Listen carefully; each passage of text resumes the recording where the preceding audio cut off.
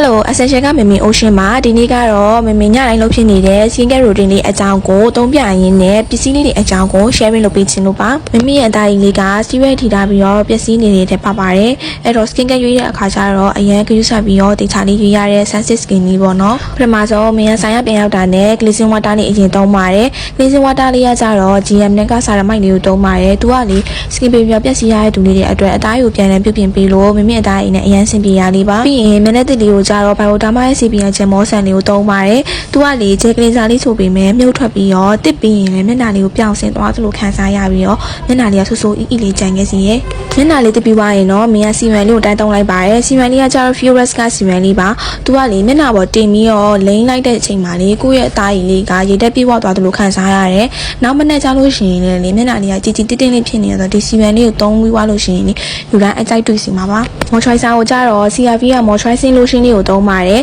။မင်းက combination skin နဲ့လည်းပါတော့ဒါလေးကလိမ်ရတာတော်တော်လေးကိုအဆင်ပြေရပေါ့နော်မင်းတို့အသားရည်ပျက်စီးထားတဲ့သူလေးဆိုရင်လေဒီဟာလေးကိုသုံးကြည့်ပါ skin barrier ကိုအတွင်းပိုင်းရက်တိပြန်လာကောင်းပြုပြင်ပေးနိုင်တာလေးမို့လို့ပါ